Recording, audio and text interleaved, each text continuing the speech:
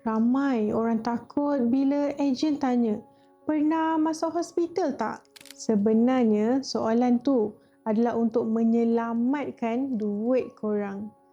Ambil medical card tapi sorok sejarah penyakit, itulah kesilapan paling mahal. Bila korang beritahu sejarah sakit, mungkin syarikat takaful akan beri 5 keputusan yang mana korang boleh rujuk video saya di episod ke-8. Dalam takaful, kita ada prinsip utmost good faith ataupun kejujuran mutlak. Masa apply, korang wajib disclose dan isytihar semua sejarah sakit, pembedahan ataupun simptom yang pernah korang alami.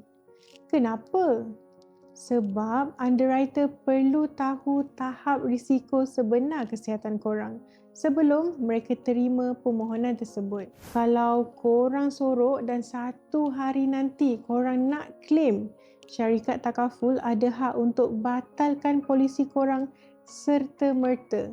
Sebab breach of contract. Masa tu segala caruman yang korang bayar bertahun-tahun mungkin hangus begitu saja. Disclose bukan untuk menyusahkan.